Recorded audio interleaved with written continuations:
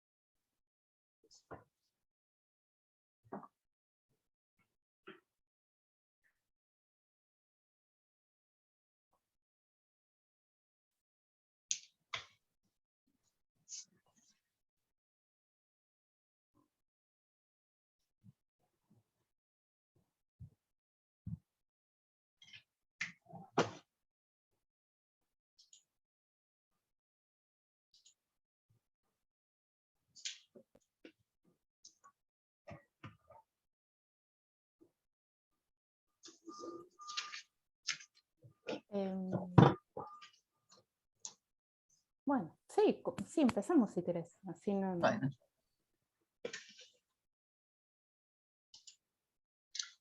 Bueno. Si vienen algunos más, que se nos vayan sumando entonces, me parece, ¿no? Digo, sí. para para honrar a los que llegan puntuales. Tal cual. Tal cual. Sí. Bueno, bienvenidos a este nuevo taller de UNIPE virtual.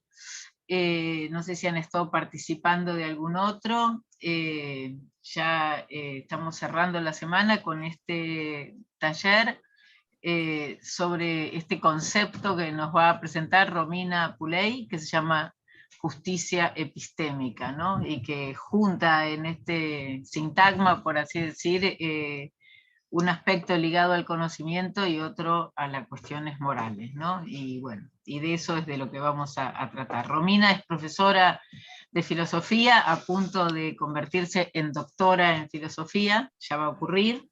Es marplatense y trabaja en el área de formación general en la Universidad Pedagógica Nacional. Bueno, tu tema de especialidad está ligado a las cuestiones del conocimiento en Hume y en la filosofía moderna, ¿verdad, Romina? Sí, tal cual. Sí, soy profesora Pero este de es un tema que... ¿Cómo? Que digo, me ocupo en general de problemas relativos al conocimiento en filosofía moderna, sobre todo. Sí, tal cual, una mezcla. Esto de lo que vamos a hablar hoy tiene mucho que ver con una dimensión práctica también y con las tareas docentes en general. Así que bueno, arranquemos. Gracias, Vera. Voy a compartir pantalla. Gracias a todos por venir, porque además es un horario así, el horario de la siesta. No es fácil. Díganme ustedes si ven, ¿se ve la pantalla? ¿Sí? ¿No está? No. Ah, sí. Ahora sí. Muy bien, perfecto. Tal vez haya algunos que entren, unos links que entren con unos segundos de delay, no se preocupen, mientras relleno con palabras, que para eso habla uno. Como decía Vera, el trabajo que yo tengo ganas la idea con la que tengo ganas de trabajar hoy con ustedes es la de injusticia epistémica, ¿bien? Porque hay tres cuestiones bastante generales y básicas que hay que aclarar, aunque parezca a primera vista parezca algo bastante obvio, el de la injusticia epistémica, porque uno en general sabe qué es una injusticia y sabe a qué se refiere el término epistémico, ¿no? Aunque sí, hay que, sobre todo en castellano, en el idioma español hay que tener en cuenta que epistémico tiene un sentido bastante amplio, de conocimiento en general, ¿no?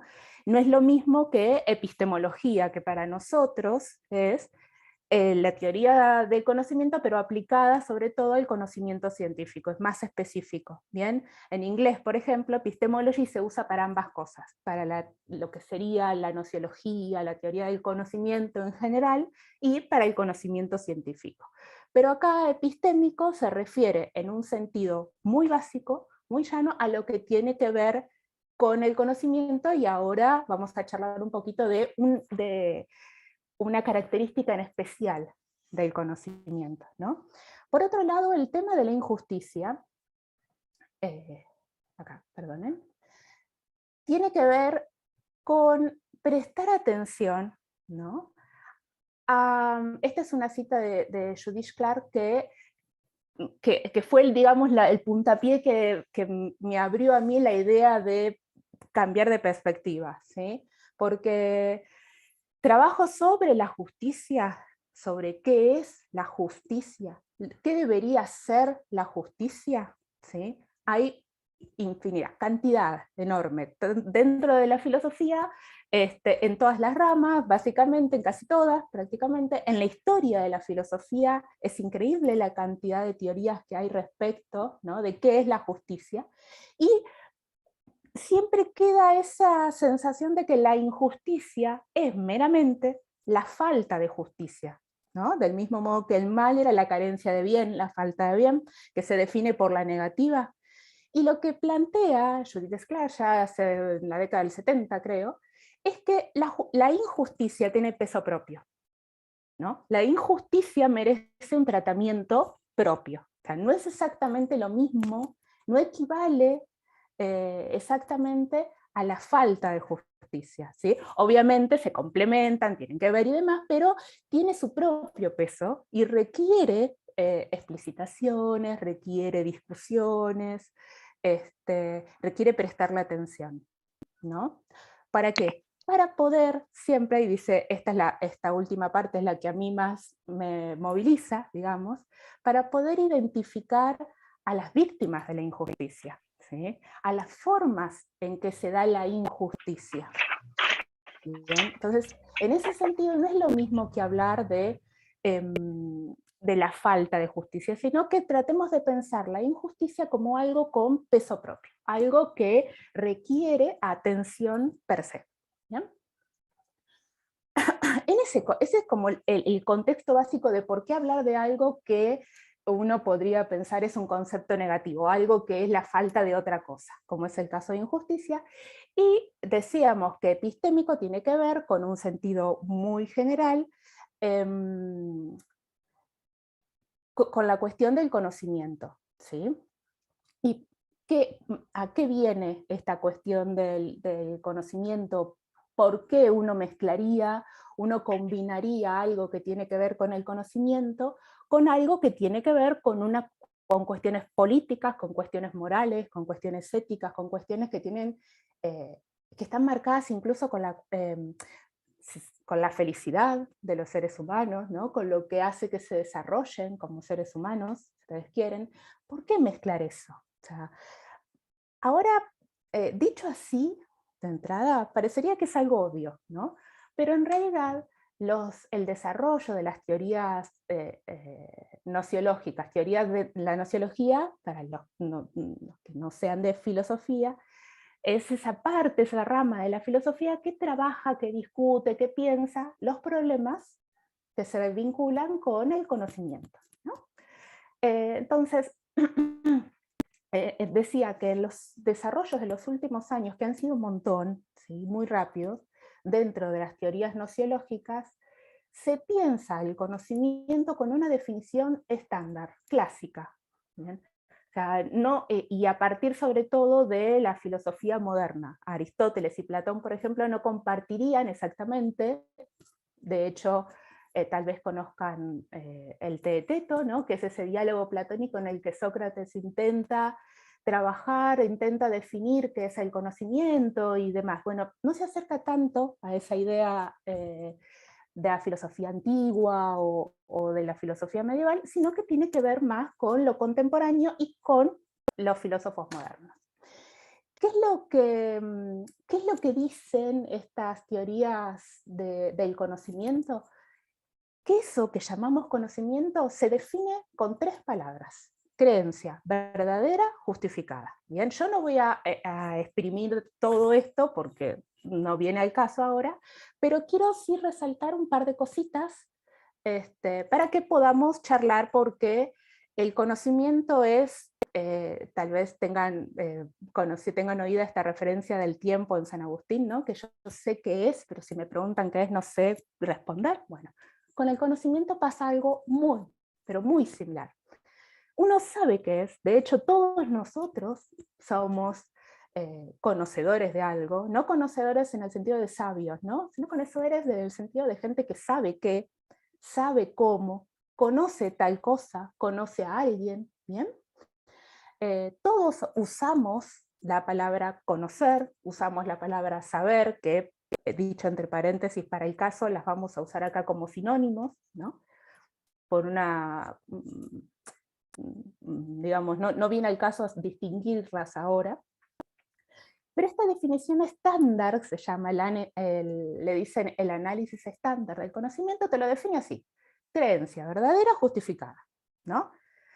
¿Qué quiere decir esto? Básicamente que, por ejemplo, cuando yo digo Romina conoce, o Romina sabe que el gato está sobre el sillón, ¿qué estoy diciendo ahí? Uno, que Romina, en este caso voy a decirlo en primera persona, que yo efectivamente creo, ¿no?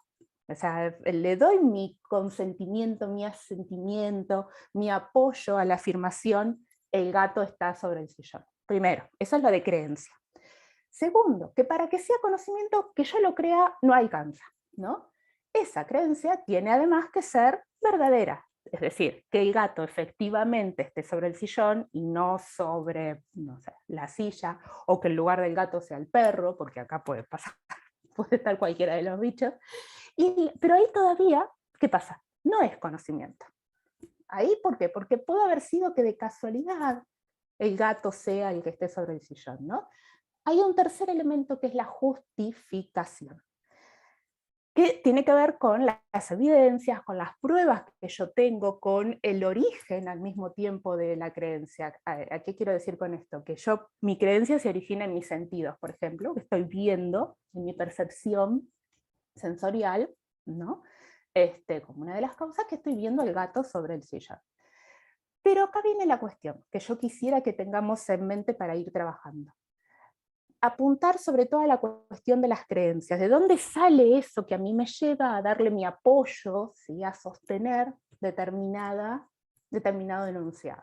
¿Cómo se originan esas creencias? Sobre todo porque el conocimiento, perdón, no lo dije, pero obviamente me paran si hablo muy rápido o si no dejo en claro alguna cosa. Por favor, interrúmpanme. Yo ahora les voy a hacer unas preguntitas como para que vayamos todos juntos llevando el hilo de la conversación. Decía, el conocimiento es un término valioso, un término de éxito, ¿no?, honorífico. Si no piensen en los insultos, de vuelta, veamos los insultos, las injusticias como algo que tiene peso. Cuando uno le dice, sos un ignorante, no sabes nada, estás equivocado, son tan injuriosos, digamos, como el sos un mentiroso. ¿Bien? O sea, son distintos, es diferente ser mentiroso a estar equivocado, pero ambos son conceptos que cargan con algún tipo de vergüenza, por decirlo así, ¿no? De culpa. Ahora, la cuestión acá, la pregunta es, ¿cuáles son las fuentes de esas creencias? ¿No? Que pueden terminar convirtiéndose en conocimiento, pero que, o no, pero que en todo caso son las que me impulsan a mí a sostener ciertas ideas, ¿no? ¿Cuáles son esas creencias? Decía yo, por ejemplo, recién los sentidos. Esa es una. ¿Bien? Las autoridades, por ejemplo, las autoridades me refiero a desde otros autores que uno lee, los maestros, los que te enseñan, aquellas personas a las que uno les confiere, ¿no?, el derecho a decir tal cosa y confiar en su palabra, y esta es la clave. Los testimonios de otros son fuentes de creencias, ¿no? Si ahora Vera me dice, por ejemplo, mira, la reunión se termina acá porque pasó alguna cosa, yo considero que Vera es fuente del testimonio de Vera, es fuente que valida mi creencia de debo terminar ahora, debo redondear la reunión. Es decir, los testimonios, y piensen que esto es algo bastante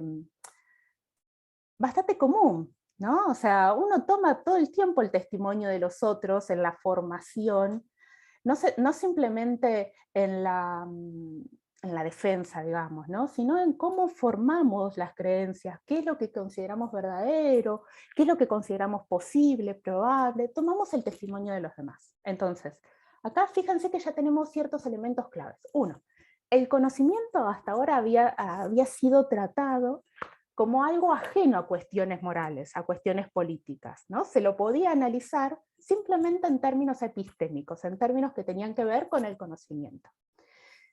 Pero cuando uno empieza a revisar esa definición clásica ya en los textos de gnoseología, se da cuenta de que por lo menos, los otros también, pero vamos a concentrarnos en el elemento, el primer elemento que es el de la creencia, en ese elemento, que tiene que sí o sí estar, o sea, esas tres condiciones tienen que estar para que haya conocimiento, intervienen factores que no siempre tienen que ver con cuestiones solamente epistémicas.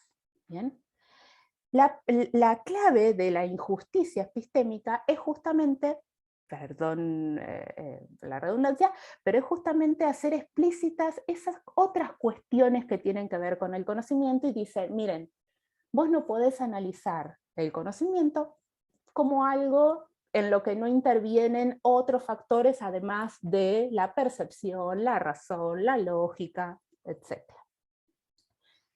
En ese contexto, esto no es algo nuevo, se imaginarán que esto es algo que ya tiene su historia, ¿no? De hecho, hacia finales del siglo XIX hay textos, hay uno por ejemplo de Anna Cooper, de finales en la década, sí, 1890, por ahí, donde ella denuncia el silenciamiento que se hace de las ideas de las mujeres negras, ¿no? No solamente en su condición de negro, o sea, por una cuestión racial, sino aún dentro de su grupo étnico, por ser mujeres. ¿Bien? O sea, este es un tema que, ¿y qué quiere decir esto? Que si una mujer negra tiraba alguna teoría científica, lo más probable es que se dijera que eso no era conocimiento, que quedaba solamente en el ámbito de su creencia, que incluso podía ser una locura, que no correspondía a que lo dijera, etcétera, etcétera, pero no por el conocimiento mismo, sino por la condición, por el grupo al que pertenecía el sujeto, le decimos el sujeto cognoscente, que no es otra cosa que el sujeto que conoce algo, ¿no? Es un término tal vez difícil de enganchar así a buenas a primeras o a simple vista, pero en realidad es básicamente eso, el sujeto que conoce, ¿no? Todos nosotros somos sujetos que conocen. A ver, por ejemplo, si yo les pidiera a ustedes, ¿no?, que me dijeran alguna cosa que saben, lo que fuera. O sea, es tan vaga la pregunta de qué cosas podés saber que entraría que si ahora incluso me dicen, no sé qué decirte, lo entendería, ¿no? O sea, ¿qué cosas sabemos? Empiezo yo como para que vean los ejemplos, ¿no? Yo voy a tirar 3 cosas que yo sé, que Romina sabe. Romina sabe que está sentada frente a su escritorio. Tiene la creencia, resulta ser que es verdad, de esos otros problemas y demás. Y tengo cierta justificación, ¿no? Eso incluye otro problema, pero acá vamos a hablar de la creencia. Romina sabe también que el presidente actual de la República es Alberto Fernández. ¿Bien? Romina sabe también, por ejemplo, que Perón fue también presidente de la República de Argentina en su momento, y Romina sabe que el núcleo de la Tierra está compuesto básicamente de hierro, porque algo que soy ñoña y se me notan estas cosas, ¿no? O sea, pero fíjense los distintos tipos de conocimiento, de cosas que uno conoce, y además la cantidad de cosas, porque ustedes conocen cuál es su nombre, conocen dónde están ahora, tienen conocimiento de la realidad inmediata que los rodea, lo físico, ¿no? Lo cultural también, tienen conocimiento de sus propios estados mentales, saben si están cansados, si están aburridos, si no saben, no se entiende de qué va la cosa, saben cuáles son sus estados mentales. Y al mismo tiempo es probable que sepan, por ejemplo, que la estrella del sistema solar es el Sol, que el azúcar se disuelve en agua, que 2 más 2 es 4, que un triángulo tiene 3 lados, ¿no? O sea, la variedad y la cantidad de cosas que uno sabe, que uno conoce, ¿no? Es un montón, es muchísimo. Incluso siendo el más descuidado, ¿sí?, de la Tierra. Se saben muchas cosas. En ese sentido es que yo les decía, todos somos conocedores. ¿Bien? Obviamente hay cosas en las que hay ámbitos, no cosas, ámbitos en los que yo podría tener menos experticia, entonces mi conocimiento sea más vago, o incluso esté equivocada y demás, pero en general todos nosotros conocemos, y conocemos muchas cosas. ¿Bien? La pregunta es, ¿qué es lo que tienen en común todas esas situaciones como para que todos las llamemos conocimiento y todos participemos de ellas y demás? Bueno, en común tienen esto, que todas son una creencia verdadera justificada. Listo. Ahora, ¿de dónde salieron esas creencias? Algunas las aprendí en mi familia, otras las genero a partir de mis sentidos, por ejemplo, que estoy acá, ¿no? O que tengo calor.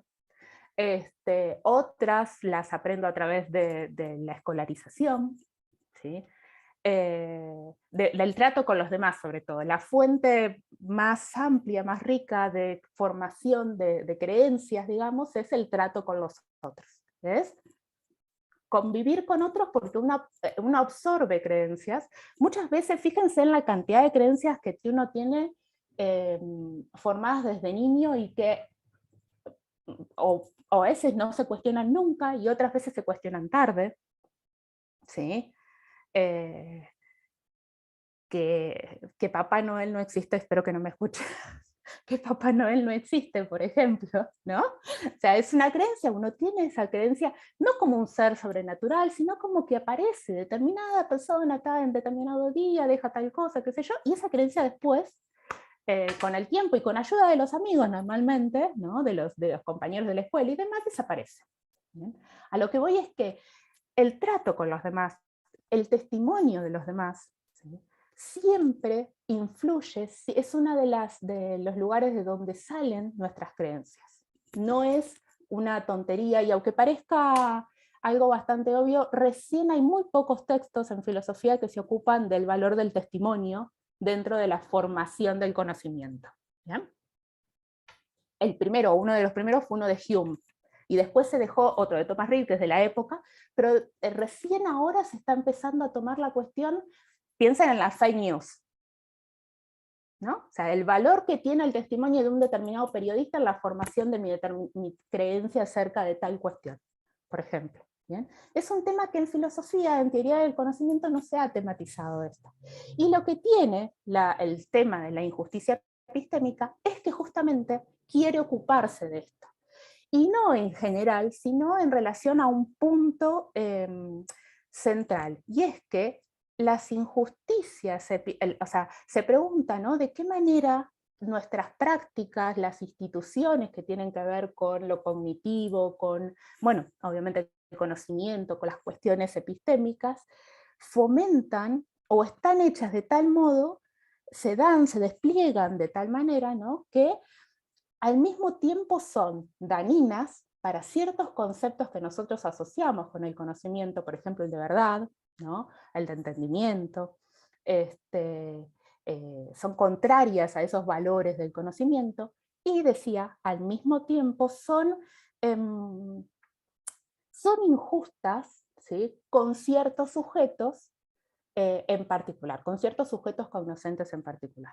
¿Sí? La idea el concepto, la herramienta teórica de la injusticia epistémica quiere trabajar con esa idea.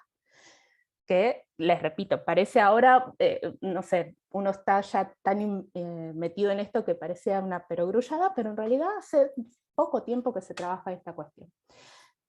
Como se notará, las injusticias epistémicas son una forma de opresión, ¿sí?, que atan, como decía Vera, una cuestión ética, política, ¿sí?, con cuestiones nociológicas. O sea, el conocimiento se vuelve una herramienta política y ética para oprimir a determinados sujetos. O sea, fíjense esto, ¿no? Pues nosotros, bueno, en formación general hay mucha cosa con la ilustración y con el poder del conocimiento como liberación, ¿no?, como lo que podía liberar al sujeto de las ataduras de la tradición y demás. Y acá se siembra la duda. El conocimiento en realidad excluye gente. Es un término honorífico que no se le da a cualquiera. Y el tema de la teoría de la injusticia epistémica quiere trabajar, quiere hacer explícitas, ¿no?, esas situaciones en las que se daña a través del conocimiento a los sujetos. En ese contexto, en el 2007, si no me equivoco, una filósofa, que es esta señora, ¿no?, Miranda Fricker, que es doctora en filosofía por Oxford, trabaja en Nueva York, ella, retoma, digamos, hace una especie de sincretismo de todas estas situaciones, trae aportes del feminismo, aporte de la filosofía a favor del descolonialismo, la crítica racial y demás, ¿no?, trae aportes de todos esos lados, y propone, perdón, acá me fue, escribe este libro que se llama Injusticia epistémica, ¿sí? Les repito, no es algo novedoso en ese sentido, como es una temática que se ha presentado a lo largo de prácticamente toda la historia del pensamiento, pero sí lo que tiene de novedoso el libro de Fricker es que sistematiza mucho y muy bien estas cuestiones. Les da una estructura teórica, les da un nombre, ¿sí? Acá la cuestión de dar nombres a lo que pasa, a esas injusticias que tienen peso propio, es, digamos, la clave de la cuestión. A ver, díganme si ustedes pueden ver esta, ¿se ve el cuadrito? Sí. Sí, perfecto. Entonces les decía, las injusticias, siendo una forma de injusticia epistémica que está definida en un sentido amplio, ¿no? Es un tipo de inequidad, no en un sentido distributivo, de que cómo está repartido, aunque también tiene que ver con eso, ¿no? O sea, ocultar información es una forma de injusticia, pero en este momento concreto, no es, digamos, el que más me interesa que trabajemos, ¿no?, sino definida en en el sentido de inequidad acerca del conocimiento, cuando se anula la capacidad de un sujeto, ese que yo les decía, el sujeto cognoscente, para transmitir conocimiento, para producir conocimiento, ¿sí?, incluso para dar sentido a sus propias experiencias sociales. Hasta acá, esto es muy amplio y medio como que no dice nada, pero déjenme intentar hacerlo más chiquito, más digerible. ¿Qué quiere decir esto? Que en determinadas prácticas y a través de determinadas instituciones, ¿sí?, por ejemplo, y esto es horrible, pero si uno lo piensa bien, hay muchas currículas de las escuelas, ¿no?, lo que se hace es herir a esos sujetos cognoscentes, ¿sí? O sea, dañarlos. ¿Cómo? Uno, invalidando su testimonio. Acuérdense que habíamos dicho recién que el testimonio es fuente de creencias, entonces le estamos diciendo a ese sujeto, tu testimonio no puede dar lugar a ninguna creencia, no le voy a dar mi asentimiento, no le voy a dar mi apoyo, y nadie lo va a hacer. Es decir, no te damos ese título honorífico que es saber algo, conocer algo. ¿Bien? ¿Y por qué no te lo damos? Porque sos negro, sos mujer, sos niño, sos anciano. Hay muchísimas prácticas en las que si uno se pone a escarbar un poco, se da este tipo de injusticia epistémica. Pero no solamente eso. La injusticia epistémica también tiene otra forma más rebuscada, más escondida, y además es al mismo tiempo colectiva, ¿no?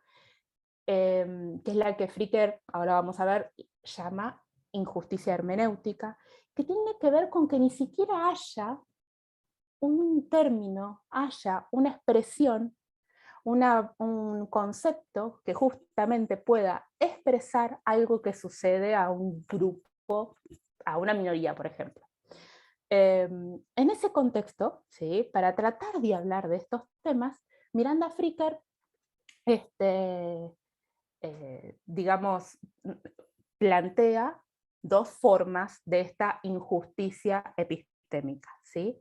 Una es la injusticia testimonial y otra es la injusticia hermenéutica, ¿sí? En ambas, ahora ¿se entiende hasta acá? Creo que hablé mucho y me gusta hablar de esto, y entonces en un determinado momento me olvido de que es una charla. Pero hasta acá se entiende. Yo, para que planteemos, ahora vamos a trabajar en unas discusiones, pero para que se vea cuál es el sentido, el contexto del concepto de injusticia epistémica. ¿Hasta acá vamos bien? ¿Sí? Buenísimo. Cualquier cosa me para. ¿Bien? Entonces, les decía, Fricker, en esta esquematización, en esta sistematización que hace de la injusticia epistémica, trae dos categorías fundamentales: injusticia testimonial, injusticia hermenéutica. Ambas comparten en el ser epistémicas, además de ser injustas, ¿no? De ser dañinas, de hacer herir a los sujetos, tanto en su rol como formador de creencias, como fuente de conocimiento, ¿sí? Como en... Perdón, vi el chat, buenísimo. Yo siempre digo que esto es para vender el libro de Fricker. Si Fricker lo supiera, debería pagarme, ¿no? Pero yo siempre vendo el libro de Fricker en ese sentido. Te da herramientas para pensar estas cosas en las que todos participamos. Eso es lo que a mí me gusta de este concepto. Les decía, acá Javier levantó la mano, no sé si fue sin querer o querías preguntarme algo, Javi. Hola, sí, te quería preguntar algo porque me parece como, o sea, siento que no lo puedo creer lo que estás contando, pero por una cuestión de que pensé de que, bueno, toda idea, ya por el hecho de, por ahí, de tener argumentos no sólidos, rigurosos, ya de por sí, bueno, se le daba lugar, ¿no? a esa idea, o bueno, una construcción teórica, ¿no? Hipótesis y demás, pero vos estás yendo como un paso anterior, o sea, no, ya ni siquiera vamos sobre tu idea, directamente vos no podés hablar, no, vos no podés Claro, conocer, se va un paso antes, ¿no? Es tal como, cual, como tal si cual. fuera una Vos no falacia, tenés ¿no? Como esta, derecho, porque el claro, conocimiento es el derecho a sostener algo. Lo que te claro, está diciendo, la herida que produce como sujeto cognoscente es: vos no tenés derecho a decir algo. No te claro, vamos a tener en cuenta, ¿viste?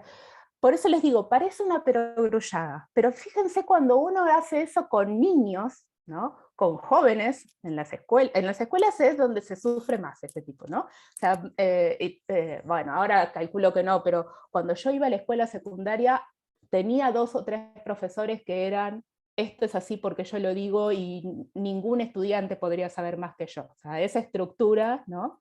Vos no tenés derecho a decir esto, etcétera, etcétera. Pero tenés razón, es todavía más básico, ¿no? Estas dos formas de injusticia, la testimonial y la hermenéutica, son como muy también, a su vez, son muy básicas, muy generales, pero están buenas para justamente trabajar estas cuestiones. Espérenme que me voy a volver un cachito atrás. De hecho, fíjense que hay un libro con artículos sobre el trabajo de Fricker, ¿no? Que tiene esta portada.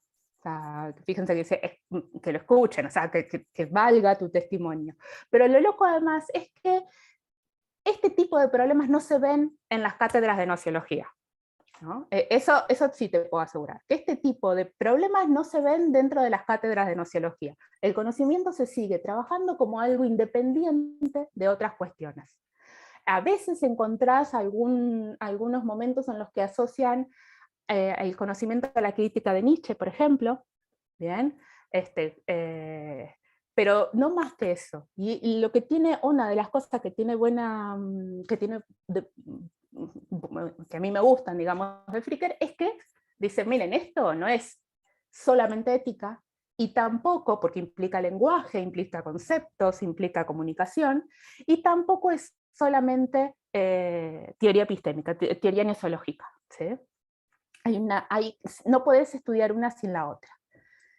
Entonces les decía, es una cuestión de inequidad en la distribución del conocimiento, no solamente en el acceso al conocimiento, que ya también es toda una esfera repesada, ¿no? En la cuestión de la injusticia, sino también en la producción y la distribución del conocimiento. ¿Quién tiene derecho a ser llamado conocedor de tal cosa?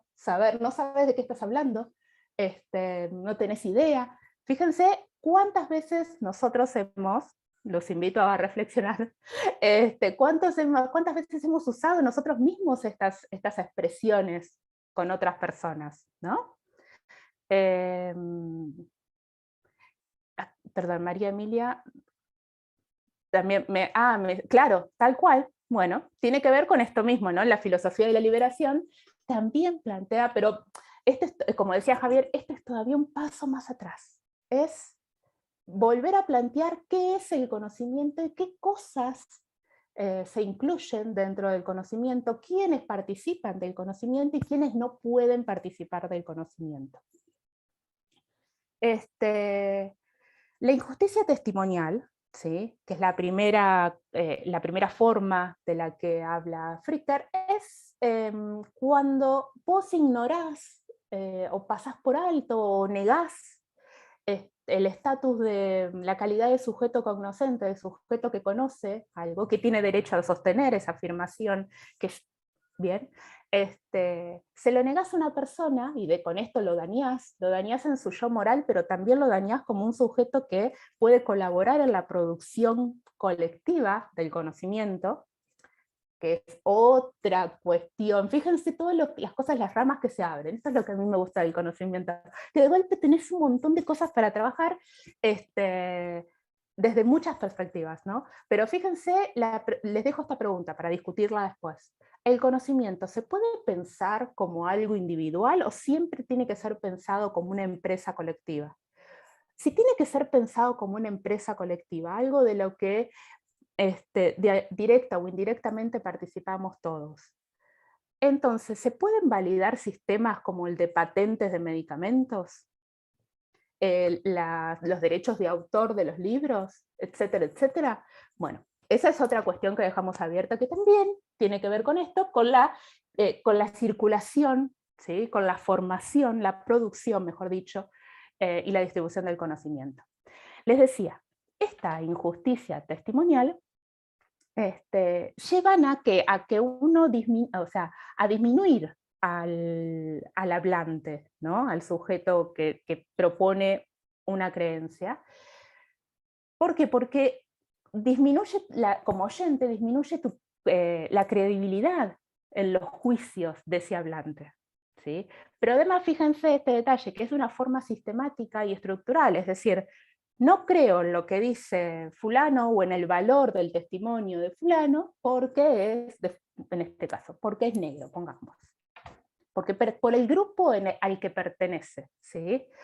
este tipo de injusticia testimonial que se da sobre todo entre individuos puede ser inconsciente, es decir, puede ser una cuestión no deliberada, producto de prejuicios que uno ha mamado desde la infancia, ideas preconcebidas, etcétera, etcétera, pero no es accidental, porque al final vamos a ver que Fricker, y es algo que uno, que en la docencia uno trabaja, ¿no? O sea, uno puede tener toda una serie de creencias, toda una batería de creencias que no han sido deliberadas, pero también uno tiene, si no la obligación, al menos la posibilidad de cuestionar esas creencias, no es accidental. O sea, la historia, nuestra formación ha dado lugar a esas creencias, y entonces en cierto modo todos somos culpables de las creencias que sostenemos. ¿Bien?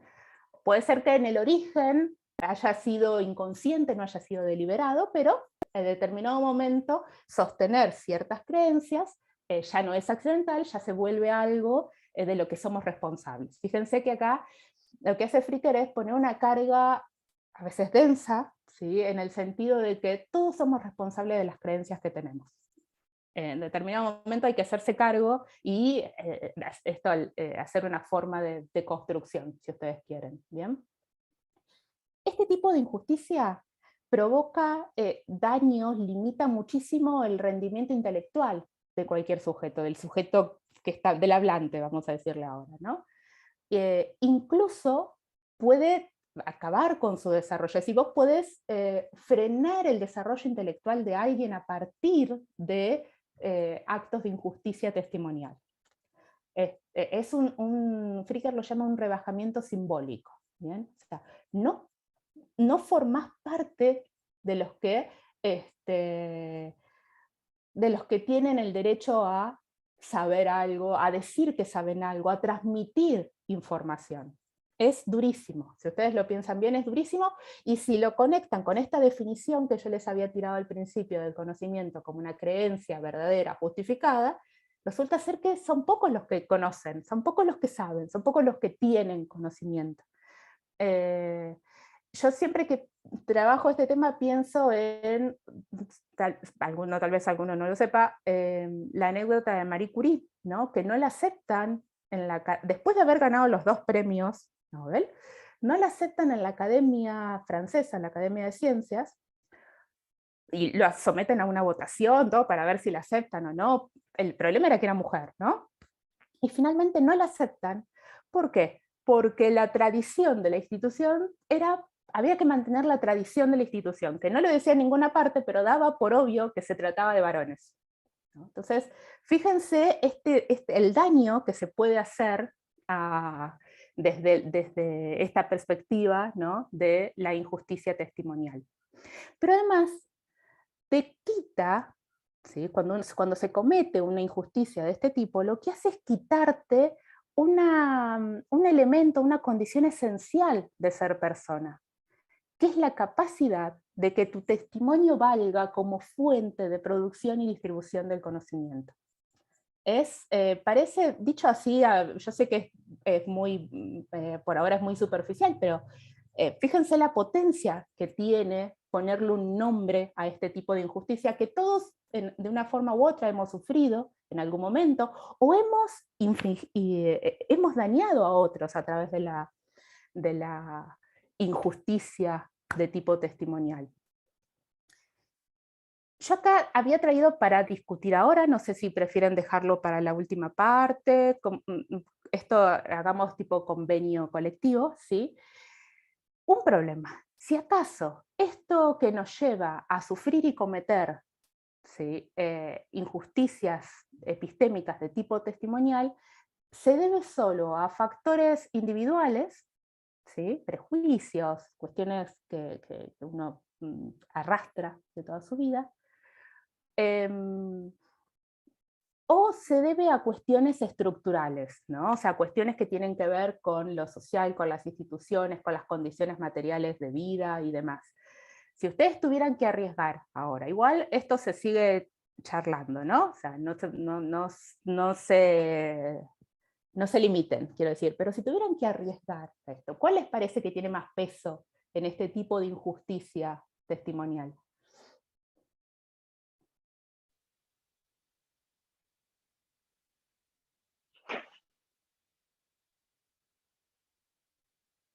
sin miedo.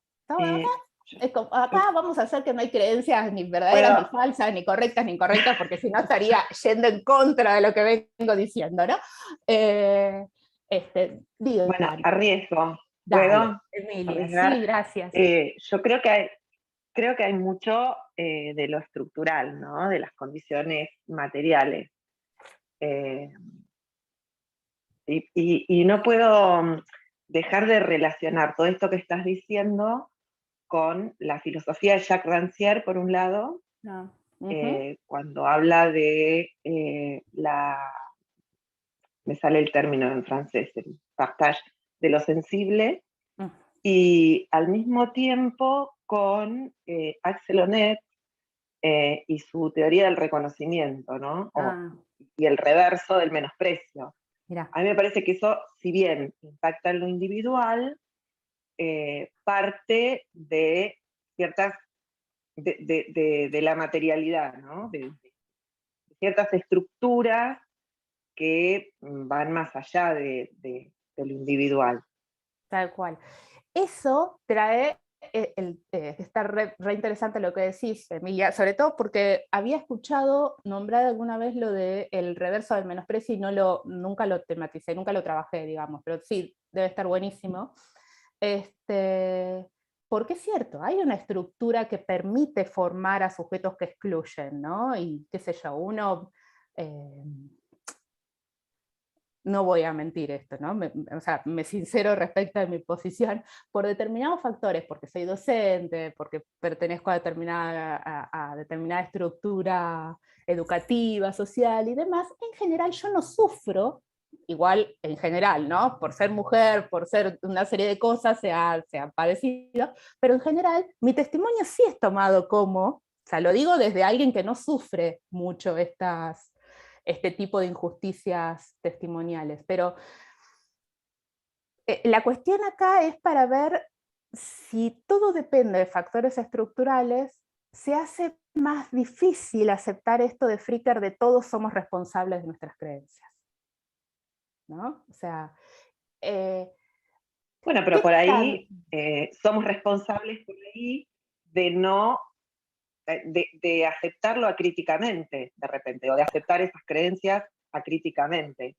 Eso no es verdad, significa pero... con esto que tengas el poder de ir contra el mundo y ponerlo patas para arriba. No, claro, pero sí, vayamos un poco más, ¿no? Con esto de lo estructural, porque a mí también me preocupa el tema de pensar que si es estructural, entonces es más determinista. ¿En qué sentido? En que no solamente reproduce los casos de injusticia, sino que reproduce sujetos que no son capaces de ver los casos de injusticia. ¿Te das cuenta? Entonces ya ahí la responsabilidad individual uno podría cuestionarla. Pero bueno, era para que vayamos trabajando, vayamos pensando de a poco, ¿no? Estos nudos principales, como para que no se duerman, además justamente porque es el horario de la siesta, ¿no? Y no es fácil. Perdón, acá yo les traje un ejemplo clásico, digamos, dentro de la literatura de injusticia testimonial. ¿Vamos bien con el tiempo? Sí. Que es un poco largo así, se los comento como para que después, si tienen que, o ahora si quieren intervenir, obviamente lo hagan, pero para que vayan pensando. ¿Por qué? El tema fíjense lo sutil de la injusticia epistémica, en el sentido de que hay un riesgo en hablar y en tratar de, al mismo tiempo que la herramienta esta sirve para explicitar, para dar forma de resistencia, ¿no? O sea, para constituir una resistencia a este tipo de opresión, para generar para hacer explícitas estas injusticias y poder entonces darse cuenta y trabajarlas y demás, al mismo tiempo se corre el riesgo de a futuro definir demasiado el campo de la injusticia epistémica, ¿no? ¿Qué quiero decir con esto?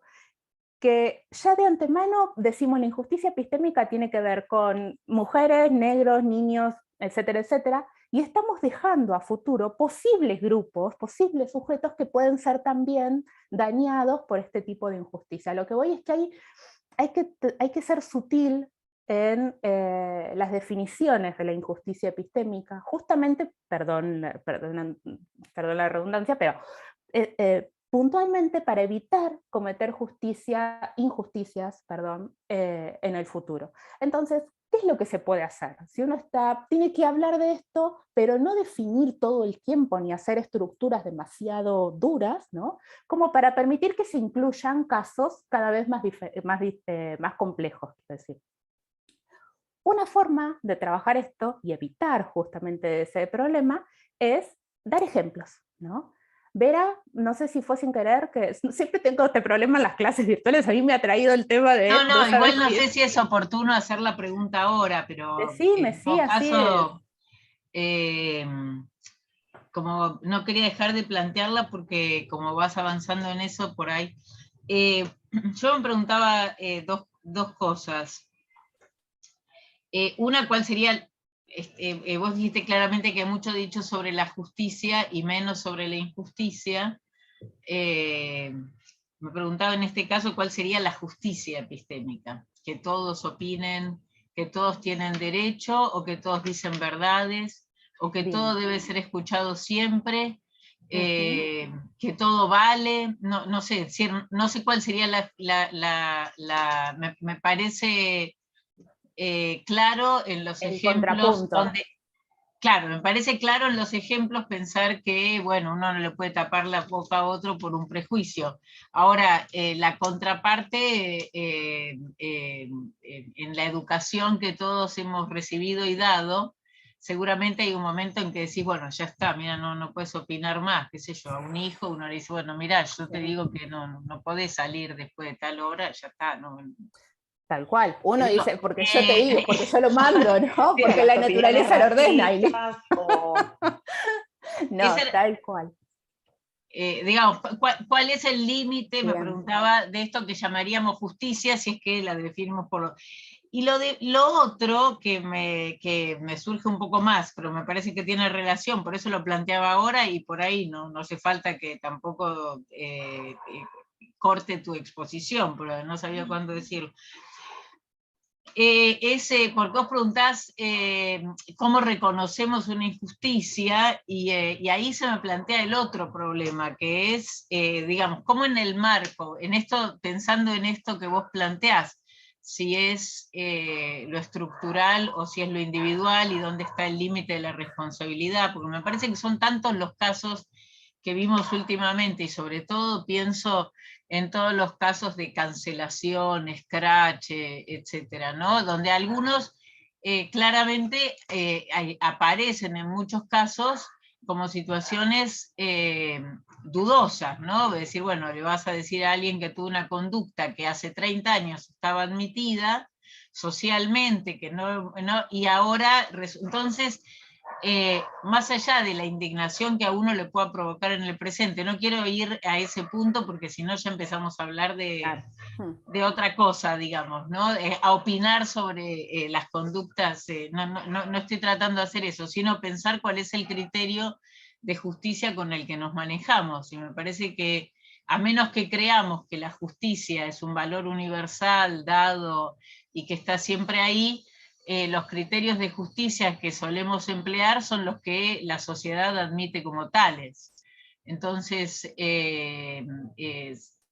me refiero, digo, desde el momento en que, bueno, en determinados momentos, en determinadas culturas se admitían los sacrificios humanos y después no se admite, digo, a eso voy. Entonces, que eran injustos, no, para no cometer ese tipo de anacronismos, uno tiende a pensar que justo es lo que todos valoramos como justo, lo que la ley nos marca, o lo que Entonces se me hace un poco difícil pensar en esa distancia entre lo estructural y lo individual, porque a veces me pregunto cómo desde aquello que se nos aparece normal, es decir, me parece que claramente empiezan a ser casos cuando empiezan a hacer ruido, y cuando como se dice, ¿no? Cuando empieza a hacer ruido es que evidentemente ya no está tan naturalizado, pero algo que está completamente naturalizado, no sé por qué se le podría parecer a alguien como injusto, eso voy a decir, no sé hasta qué punto, bueno, eso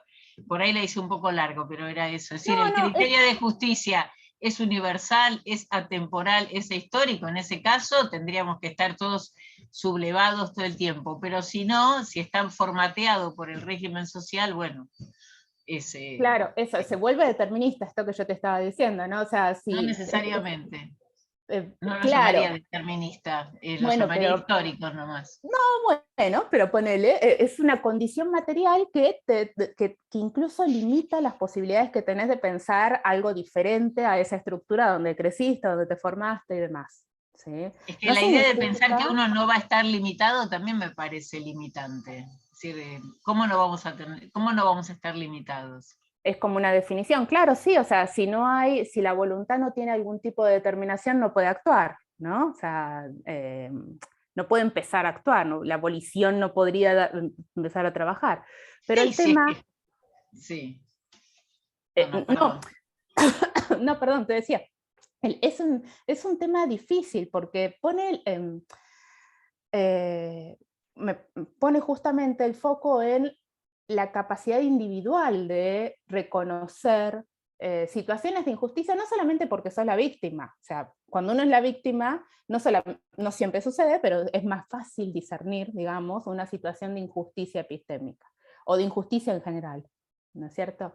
Ahora, y por eso es relevante la discusión, hasta dónde, cómo en nosotros como formadores, porque somos formadores de opinión, cuál es, si tenemos más responsabilidad, cuál sería, qué podemos hacer. En este contexto, ahí va con lo que me preguntabas de la justicia, ¿sí? No la injusticia, sino la justicia.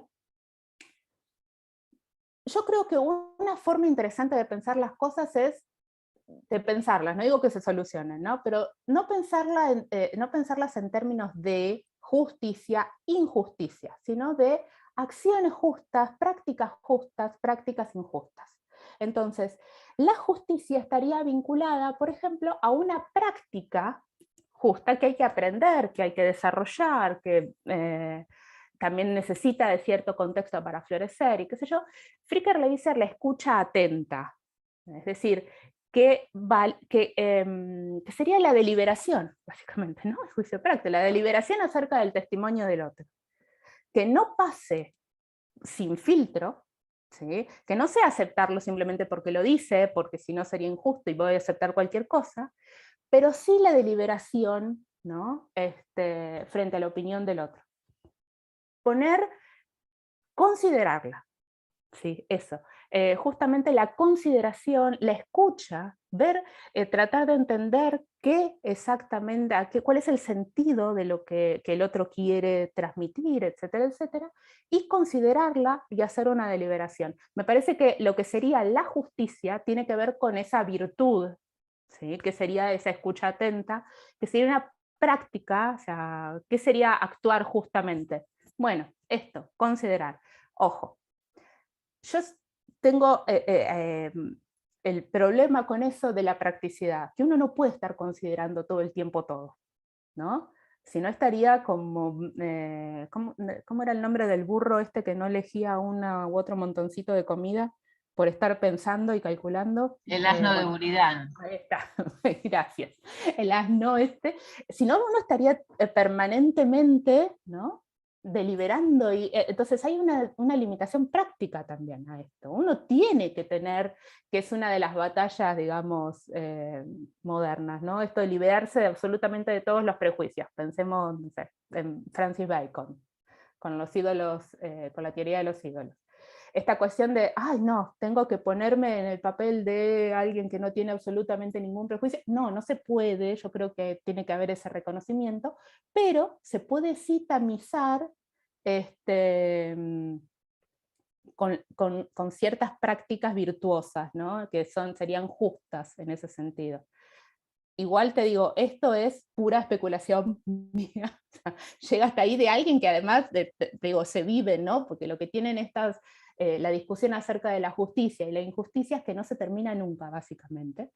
Pero sí creo que esta es una buena excusa para pensar que lo que define a la justicia, que hay que invertir la relación, ¿no? No es la justicia la que define a la injusticia, sino al revés. O sea, los casos estos, que pueden ser muchos, pocos, pero en general son un montón, los casos de injusticia tienen que darnos una idea de qué es actuar de manera justa, ¿no? Y que, bueno, en ese sentido, de qué sería la justicia. Creo que no respondí a las críticas, pero a lo que voy es que yo también en eso no te podría decir exactamente cuál es la respuesta correcta, digamos. No, me parece, está perfecto, no, era solo para deliberar, un poco la discusión, ¿no? Nada más. Pero es cierto, o sea, a mí me parece que hay cuestiones graves, que son, por ejemplo, que en práctica, yo creo que lo vi en uno solo, no recuerdo si Cuyo, pero en los programas de nociología no se trabajan los problemas del valor del conocimiento. A lo que voy es que si hay toda una rama de la filosofía dedicada al problema de qué es el conocimiento, para qué sirve, cómo surge, de cuál es la fuente, etcétera, etcétera, es porque el conocimiento es valioso, ¿no? Y sin embargo, no se trabaja el tema de por qué es valioso el conocimiento. ¿Por qué es un valor? ¿Por qué es un término honorífico? Representa un derecho a, Ear dice esto, ¿no? Es el derecho a poder sostener lo que está sosteniendo. Que no es lo mismo que ser mentiroso. Es, es una especie de acreditación, ¿no? Entonces, una de las formas de trabajar este problema del valor del conocimiento es viendo en qué casos hay prácticas injustas en relación a esto, ¿no? Sí.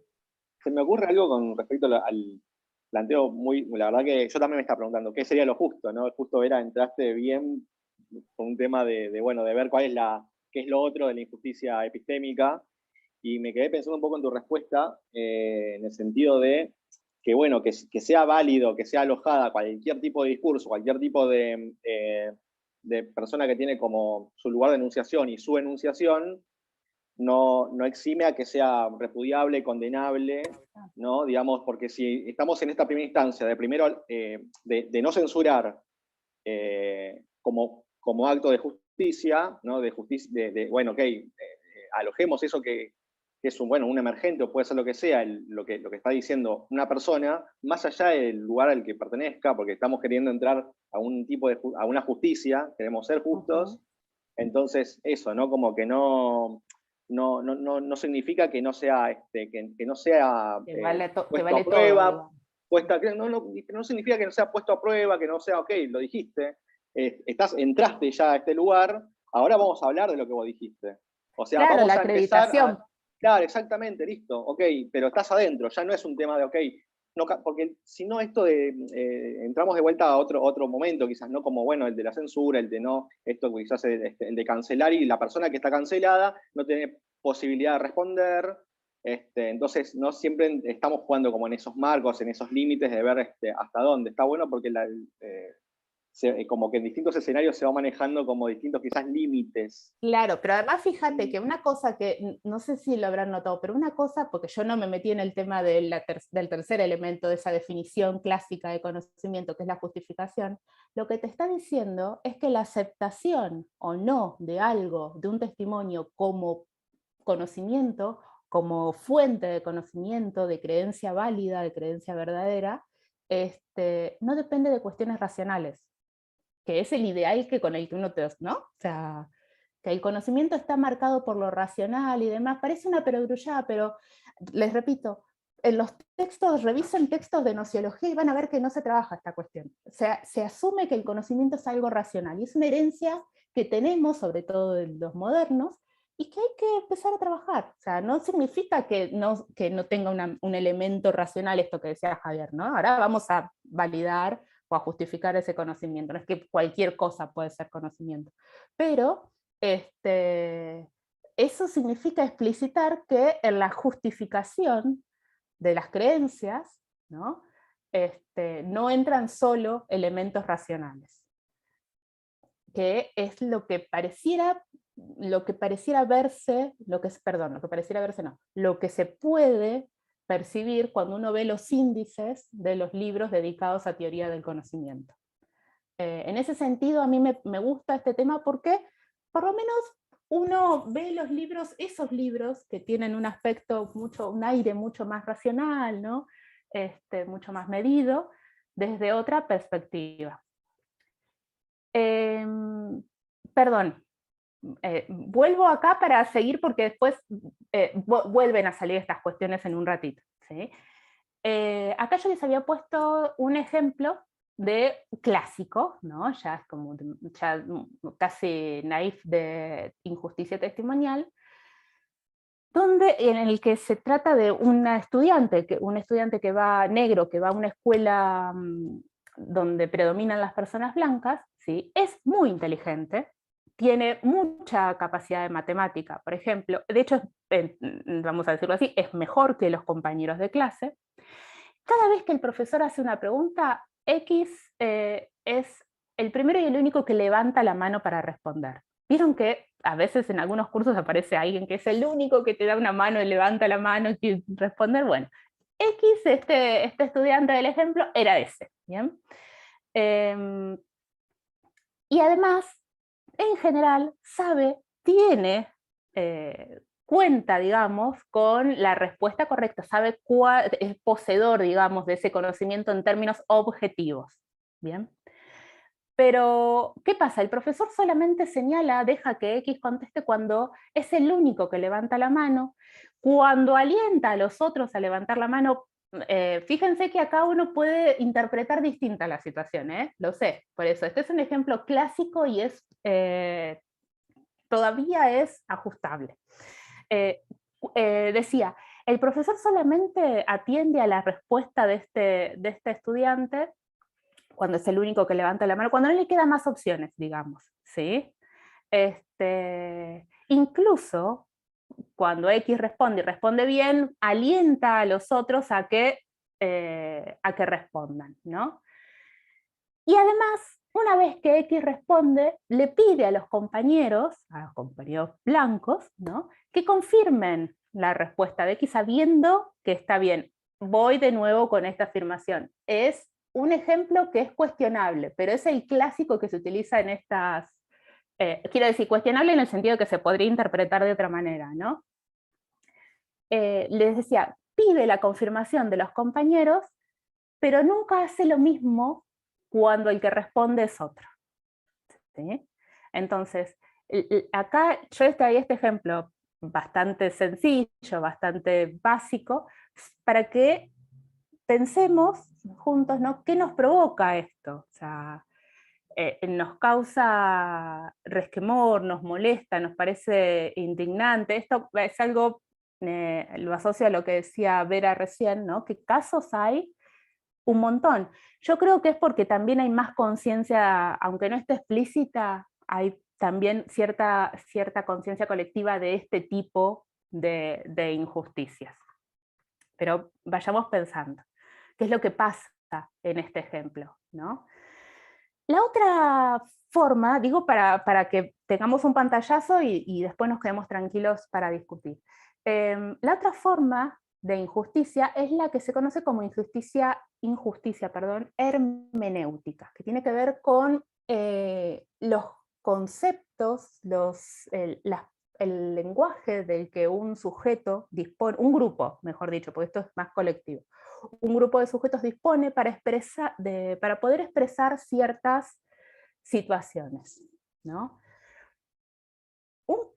El caso que, ¿y qué quiere decir esto? Que cuando se da un caso de injusticia hermenéutica, lo que sucede finalmente es que una persona de un determinado grupo no es comprendida, y esto es importante, no es comprendida por los demás, ¿sí? Pero también incluso puede no comprenderse a sí misma, puede no comprender qué es lo que le molesta, qué es lo que le pasa, por qué se siente dañado, herido, etc. ¿Bien? Desde el punto de vista nociológico, epistémico, porque no hay un concepto que esté disponible colectivamente para poder explicar, para poder identificar, definir esa experiencia, ¿no? Entonces, ¿qué pasa? Esto es un tipo de falla colectiva, o sea, la sufren individuos, pero no se da entre pares de un individuo al otro, sino entre grupos, ¿bien? Entre una mayoría y una minoría, pongamos, o una mayoría no numérica, sino en el sentido de que cuenta con legitimidad y un grupo que no cuenta con ella.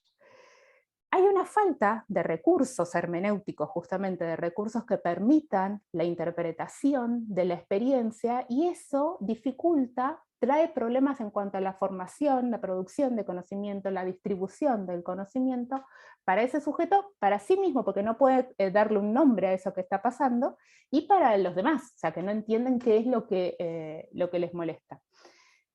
El ejemplo clásico que se usa en los textos relativos a este tema es el de acoso sexual. ¿Vieron el estilo laboral? Que también ahora está como más, se ha metido más en las prácticas el concepto, digo, ¿no? La idea de que eso que te molesta tiene un nombre, que te daña, como que además daña el testimonio, sobre todo de las víctimas, tiene un nombre.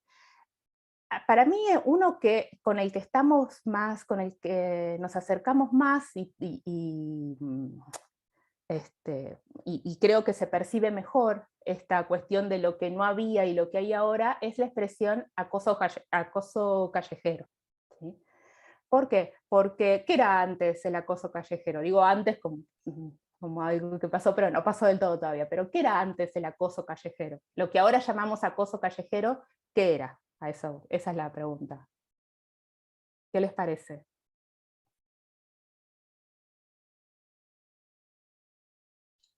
Piropos, ¿querés decir? Claro, tal cual. O sea, es eso. Y de hecho todavía pasa, ¿no? El piropo. Un halago. Era, claro, si vos lo tomabas, o sea, ¿cuál era la recriminación? Vos no entendés lo que te quiere decir con esa barra basada. No entendés lo que te está queriendo decir. Vos no tenías la expresión para explicar en qué sentido era dañino eso, porque eso era una forma de violencia o demás. Ese término no es el término de acoso callejero, más allá de las cuestiones de incluirlo dentro del Código Penal, etcétera, etcétera, ¿sí? Que el grupo de, sobre todo mujeres, que son las que más sufren esto, ¿no?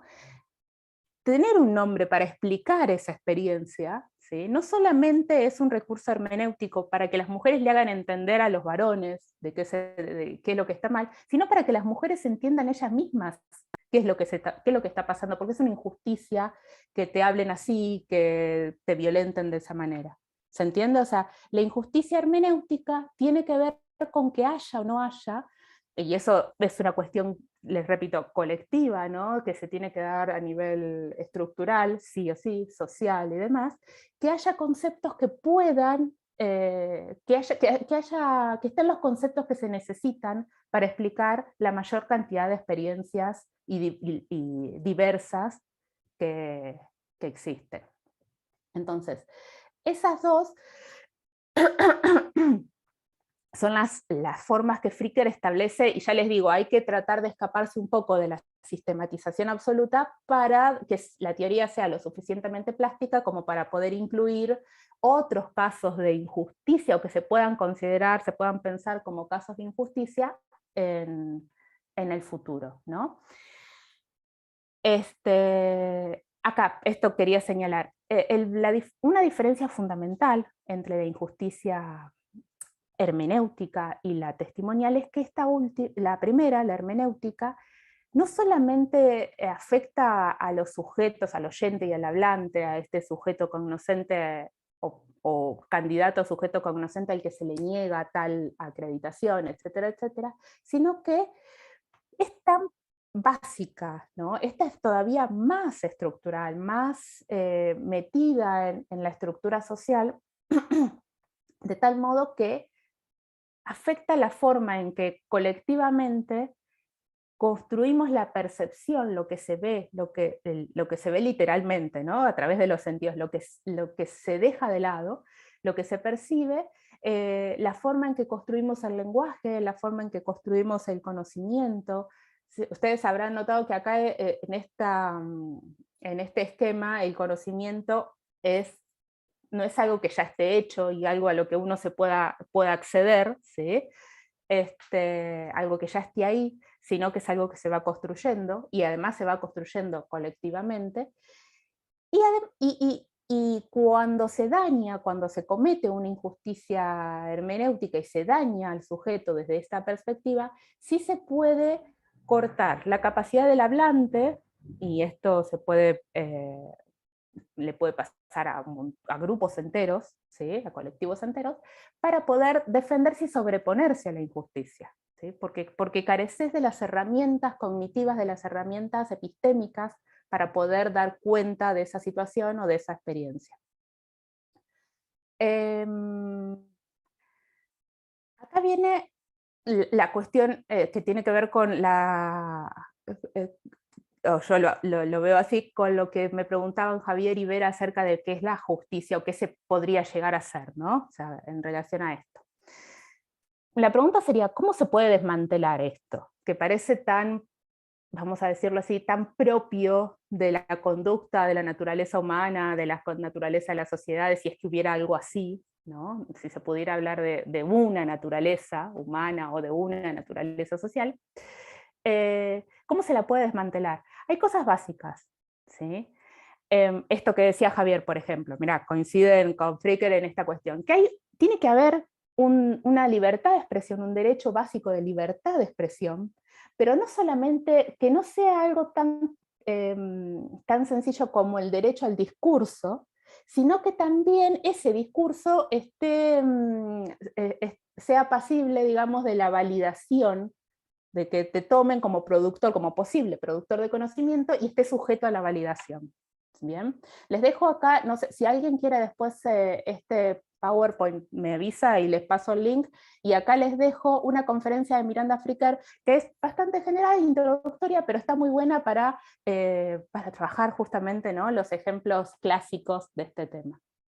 Entonces, y esto, dice Fricker, significa, y acá dejo la discusión de si acaso se puede hacer, de principio, escuchar sin prejuicios. ¿Bien?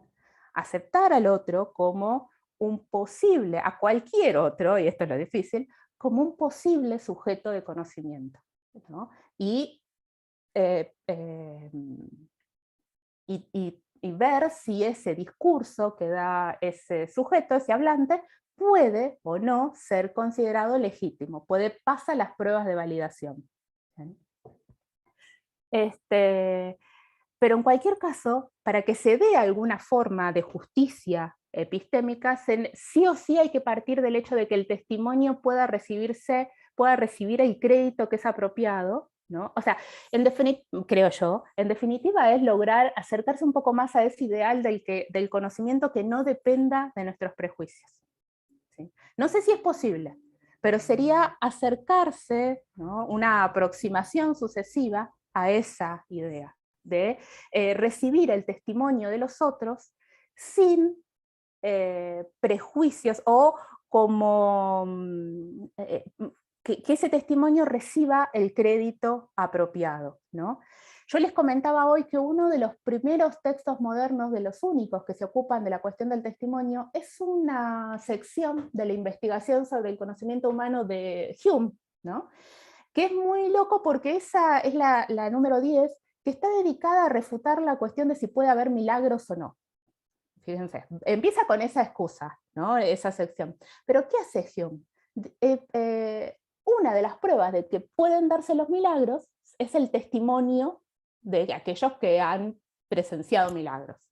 Entonces, Hume analiza cómo es que consideramos válido, legítimo ese testimonio. Hace toda una, o sea, tiene su cuestión teórica que tiene que ver con la causalidad, probabilidad, etcétera, etcétera, pero Hume agrega que no solamente con eso nosotros consideramos al testimonio como una fuente de creencias, como algo legítimo, como verdadero en definitiva, sino que se incluye, por ejemplo, si el que habla es demasiado exagerado, o dice pocas palabras, si el otro tiene buena presencia, si el hablante, ¿no? Si el hablante tiene buena presencia, si el hablante tiene amigos que a su vez refrenden el discurso que hace, cómo son los amigos, el carácter moral, o sea, lo que está haciendo Hume es decir, miren, cuando uno toma el testimonio, entran un montón de cosas, no entra solamente la cuestión del conocimiento, ¿no? Del discurso. Pero otro elemento para poder recibir al testimonio como algo, para darle crédito al testimonio de los otros, necesitas a nivel estructural, y acá viene en la discusión siempre es si es el huevo y la gallina, ¿no? Que va primero, pero necesitas a nivel estructural que el mundo te dé los recursos comunicativos, ¿sí?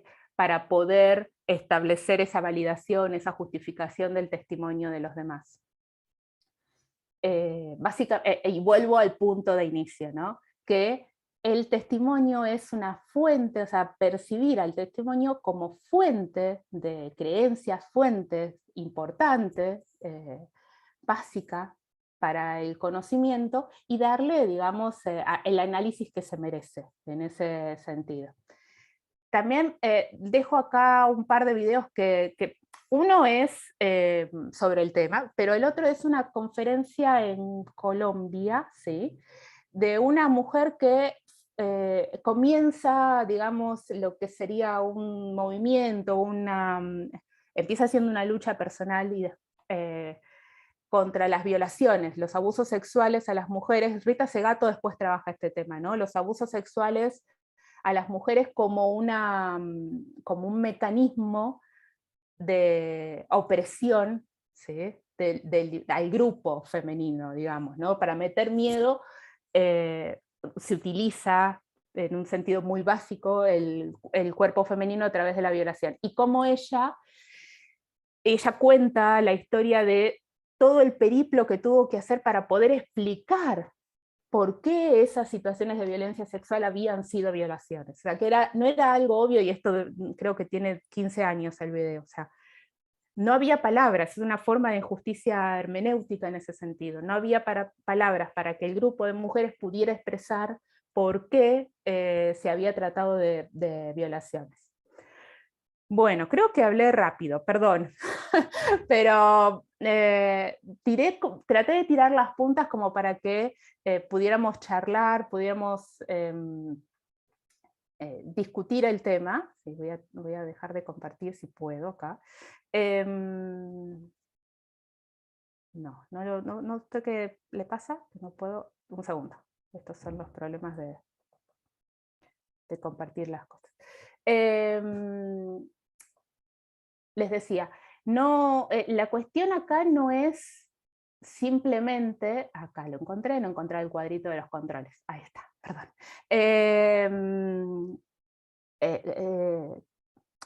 A ver, es una cuestión muy básica, y yo sé que son ejemplos, van a empezar a salir por todos lados y demás, pero quería traer esta herramienta para los que no la conocían, ¿sí? Esta herramienta teórica que sirve para dar algún contexto, un marco conceptual para aquellos que están trabajando problemas que tienen que ver sobre todo con las injusticias cometidas contra minorías en especial, pero para mostrar, digamos, que la filosofía todavía tiene herramientas teóricas para poder entender los problemas actuales en relación al conocimiento y en relación a el sentido ético y político. ¿Bien? ¿Sabes qué? Me quedé pensando en varias cosas, obvio, pero en el sentido de, como para poder definirlo en ejemplos que por ahí salen a montón, pero quizás en términos académicos, por ahí está por ahí esta cuestión que se me hace muy patente con la escena, ¿no? De por ahí de cierto dogma psicoanalítico, por ejemplo, del psicoanálisis, ¿no? que se pueda, que se le dice o por ahí que se le niega la voz por ahí a una persona que no es cis, digamos, que no, o que por ejemplo que es homosexual, ¿no? Porque todavía no puede identificar el síntoma que lo hace pervertido, que hace pervertida su subjetividad, por ejemplo. Entonces, en ese sentido, queda como, ¿no?, marginado, como que bueno, ok. En un limbo, porque entonces, carece de esa herramienta. Claro, entonces en ese sentido también. Después, cuando, digamos, bueno, sí, hay condiciones materiales que precisamente se nos tiene que dar y se tiene que promover. Se nos tiene que dar, lo dije, digamos, así como de una cuestión de suerte, ¿no? Porque así se maneja la cosa, pero se tiene que proveer desde el Estado como para que, bueno, estas cosas se pueda promover, ¿no? Como que, bueno, ok, tenés el estudio, tenés la posibilidad de poder hacer esto, el otro, el tiempo, el trabajo, bueno, ¿no? Como condiciones incluso afectivas, ¿no? De tener un entorno también para poder tener palabra. Y por último, me quedé pensando en esto de los prejuicios, porque en definitiva, digamos, poder darle lugar a los prejuicios es poder dar lugar a mis prejuicios. O sea, no estamos completamente, es imposible, me parece, no tener prejuicios, y sí es posible trabajarlos, pero no es posible eliminarlos, hacerlos a un lado. Claro.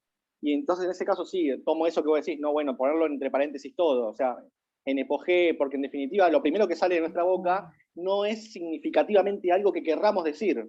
Incluso es el motivo de tantas otras cuestiones que vienen, ¿no?, de lastre. Claro. Entonces, pero nosotros ¿qué reaccionamos? Reaccionamos a lo primero, entonces en ese sentido ya cortamos, censuramos, no queremos, y denigramos ya de movida. O sea, la primera cosa que diga ya es denigrada. En lugar de tratar de comprender por ahí, ¿no? Esto de, bueno, alojar la palabra es tratar de comprenderla para ver qué onda, porque incluso esto me puede pasar a mí. Yo la verdad que todavía, y esto me pregunté a mí mismo, che, estos prejuicios me pueden estar pasando todo el tiempo, ¿y quién está ahí para alojarlo? ¿Solamente mis amigos? No puede ser, ¿solamente mi entorno? No puede ser, tiene que haber a otro lado que no sea de mi entorno, que también sea, ¿no?, esta cosa dinámica de poder alojarnos las palabras, las creencias y los prejuicios para que esto también se torne algo dialógico, algo que podamos construir, si no es todo el tiempo esto, ¿no? Ok, no polarizado, esto sí, esto no, esto está mal, no, bueno, chau. Y bueno, me quedé pensando todo eso, gracias por esto, pues buenísimo. Me alegro, menos mal. Claro, yo estaba pensando, mira, vos sabés que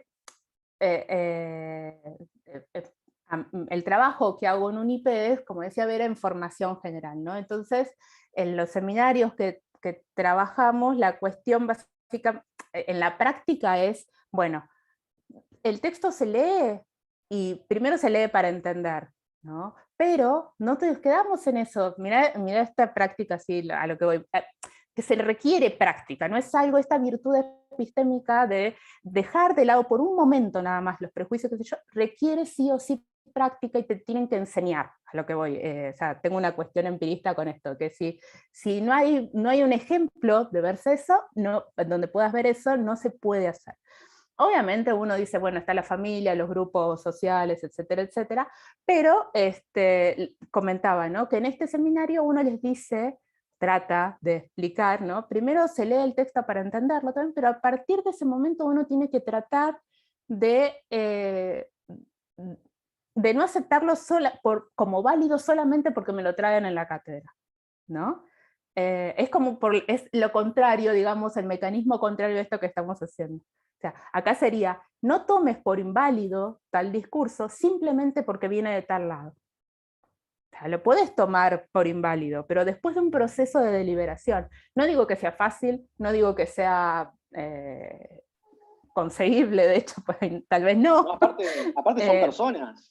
Claro, aparte además. Esto no es tanto un tema no explícitamente o puntualmente de textos o de discursos, claro, o de enunciación, sino que son personas que necesitan de poder. O no ese discurso, exactamente, se elimina la persona, no se elimina. Ojalá se eliminen las ideas. Claro, ¿no? Porque en ese caso estaríamos en otro lugar. Sí. Pero lo que te digo es que... Claro, pero ¿qué pasa? Perdón. ¿Qué pasa con los discursos que promueven la injusticia? ¿Qué pasa con los discursos que promueven la desigualdad? El odio, o sea, ahora que hay discursos de odio, se ¿no? discuten. O discursos, claro, con los discursos de odio, con los discursos... O sea, sí, se discuten, pero una vez que ese lugar de enunciación está legitimado, por una cuestión de justicia, parece un contrasentido, ¿no? Además, no siempre el tipo de discurso da lugar para una discusión. Pensemos, por ejemplo, los eslogans.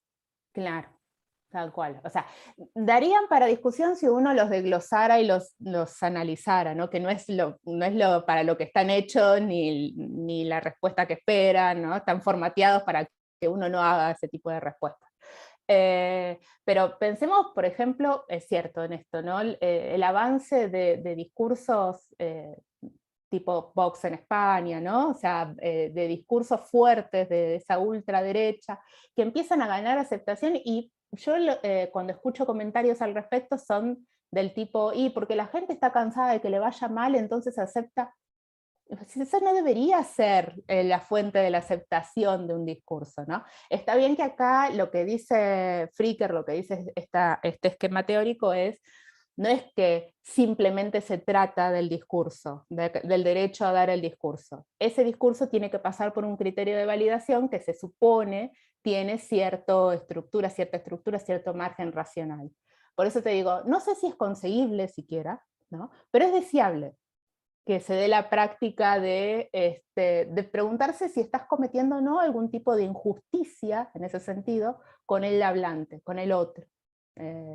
Sí, digamos, una especie de vigilancia. Claro, tal cual. Pero se tiene que aprender, ¿viste? Esa virtud ética de la escucha atenta, de la responsabilidad. Bueno, yo pensaba esta puja entre la estructura y el individuo,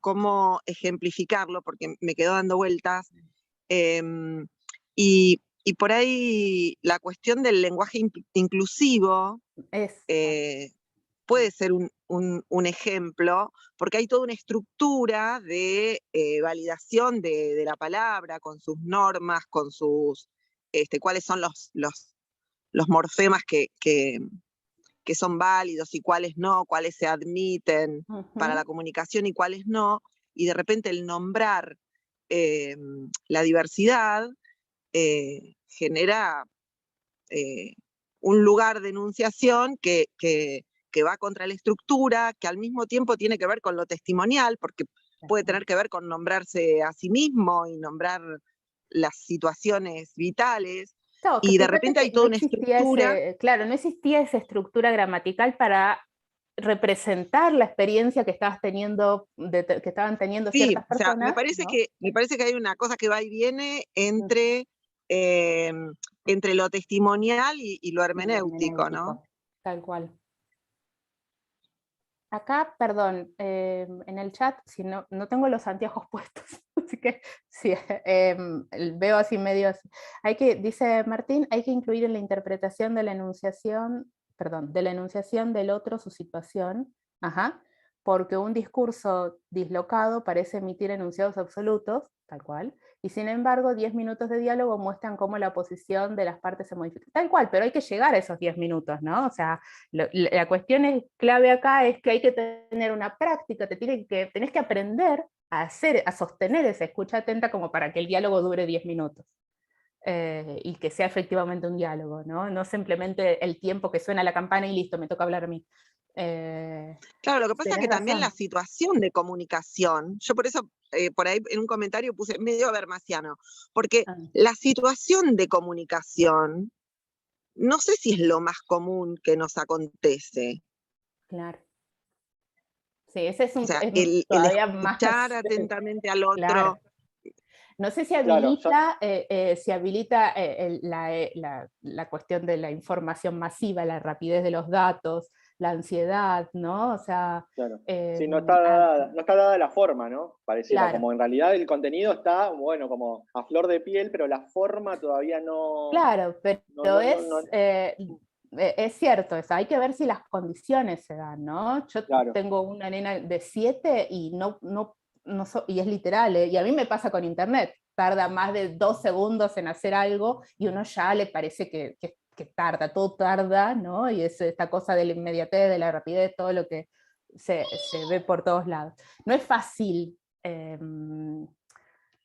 esperar, digamos, ¿no? Darse el tiempo, es cierto. Por eso digo, no sé si es concebible, pero en todo caso sí es deseable como horizonte en las prácticas,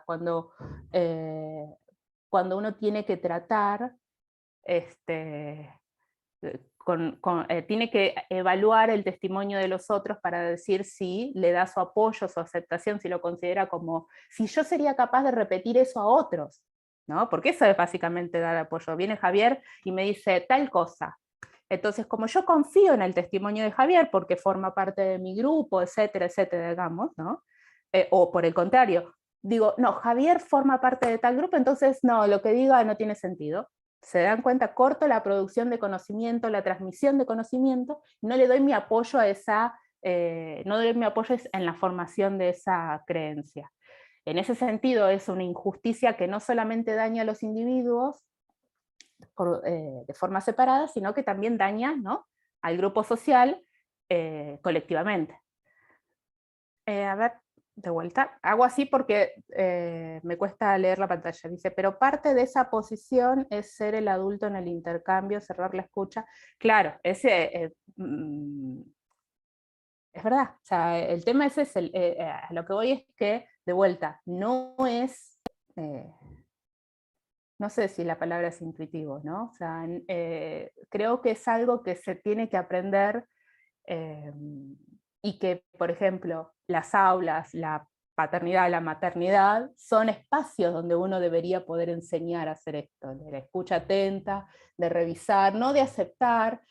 A mí siempre me suena muy al discurso del método de Descartes, ¿no? Cuando él dice, no es que voy a negar todo lo que aprendí, voy a pasar por este tamiz individual, voy a pasar por mi razón todas las opiniones y voy a ver cuáles acepto como verdaderas. O sea, no es negar todo, no es aceptar todo, es la deliberación. Y me parece que la forma de no cometer este tipo de injusticias tiene que ver con aprender esta práctica, esta virtud de la escucha atenta y de la deliberación, ¿no? Y Martín, ¿no? O me pongo los lentes, porque yo no llego a leer, perdón, no me puse los lentes. Dice, partir de saber que todos creen tener un buen sentido. Sí, eso es, también podríamos discutir si existe algo como eso, etcétera, o el sentido común, ¿no? Y demás, pero bueno. Bueno, para redondearlos, decir, no los apabullo más, mi idea era esta, presentar, ¿sí?, una herramienta que desde una perspectiva más bien amplia, ¿sí?, y teórica, nos permita trabajar cuestiones que son eminentemente prácticas, que tienen que ver con la vida cotidiana en muchos niveles distintos. No sé si hay alguna otra pregunta. Perdón, Vera, perdón, me sentí como cuando doy la clase, me olvidé que no coordinaba yo. Perdón. Perdón, yo quería preguntarte por un efecto quizás de todo esto que vos nos presentaste recién, con toda esta charla está buenísima. Gracias. En los grupos, ¿no?, en un determinado grupo social, de repente, por ejemplo, no sé si es parte de lo mismo que explicaste o si es un efecto de injusticia epistémica que por ahí se puede nombrar de otra forma, que es la siguiente. Un grupo, por ejemplo, de un mismo grupo social, por ejemplo, la pobreza, ¿no? Y, por ejemplo, en un grupo de investigación se me presenta, por no sé, imagino que alguien está investigando cómo surge la pobreza, las características de la pobreza, cómo es que se dan las condiciones y demás. Gato. Bien. Y y entonces de repente alguien de afuera, ¿no? Como que no se le permite por ahí a alguien de afuera porque no es de grupos sociales, no es alguien ¿no? de adentro de la pobreza, no vive en la pobreza, no sabe lo que es, entonces como que esa persona también se le invalida el testimonio. Se le invalida, ¿no? ¿Por qué? Porque vos no sos de este grupo, vos no tenés, como no lo viviste, no lo sabés, no experienciaste acá adentro, no tenés ninguna facultad de saber más que tu cuestión intelectual, más que tu cuestión histórica, y eso acá, por ahí, bueno, no sé, eso acá no va. Eso sí, es eso podría en la práctica cuando se excluye, por ejemplo, no se quiere responder al encuestador, por decir, vamos a poner al investigador, ¿no? Ponele, igual creo que en eso hay otra cuestión que es si el conocimiento científico, ¿no? Tiene que tener estos cuidados que hablamos de... Miranda Fricker diría que sí, de hecho, ¿no? Pero si tiene que tener el conocimiento científico este tipo de cuidados, ¿no? De no cometer injusticias y demás. La verdad no lo pensé así, porque si vos me decís la pobreza pareciera algo un nombre muy homogéneo para situaciones que son, además de difíciles, de duras, ¿no? Abarcan un montón de matices diferentes. Pero sí, habría que ver si la intervención del investigador, si en este caso, ponele el sujeto investigado, qué horror, no acepta ese testimonio, podría ser, simplemente si le dice porque vos no sos de acá, vos no vivís esto, entonces no podés decir nada. Lo que pasa es que el investigador simplemente, entiendo yo, preguntaría, no tiraría opinión al respecto, no tiraría algo que pudiera ser considerado una creencia o que origine creencias. Habría que hacer ese sí, detalle. no, es que, por ejemplo, imagino también, digamos, una posibilidad con respecto quizás a estudios de posgrado, doctorados, donde de repente no, esto se da por ahí en lo académico, que de repente necesita de ciertas bases por ahí de estudio, y ¿no? Como por ejemplo, vos si venís de humanidades podés estudiar esto. Bueno, ¿por qué? Claro. Porque vas a entender, obvio, pero bueno, ¿no? Tampoco permitimos que contamines nuestra disciplina, ¿no? De diseño gráfico. No nos interesa eso, como si fuera que el de diseño gráfico por ahí no tendría una mirada, no sé, que podría aportarle a alguna cuestión humanística, por decir algo, ¿no? Tal cual, sí, tal cual. O sea, que entonces, en ese en sentido, las currículas se puede ver también ese tipo de... que son limitantes, ¿no? En muchos sentidos. Sí. Pero sí, tal cual, tal cual. Bueno. No sé. Bueno, yo les agradezco mucho la paciencia, la cordialidad de los comentarios y las preguntas. La verdad que mi idea era vender este tema como algo que para que a ver si a alguien le sirve, porque a mí me gustaron mucho los principios, y ya les digo, cuando uno va a ver los manuales de teoría del conocimiento, estas cosas no se cuentan, y está bueno innovar en ese sentido, ¿no? Ir agregando cosas. Bueno, estuvo muy interesante para mí. Gracias. Bueno, muchísimas gracias a todos por la participación, y bueno, nos estaremos viendo en los próximos encuentros. Bueno, muchas cerramos gracias. Entonces. Bueno, les mando un abrazo. Gracias. Muchas gracias por todo. Hasta luego.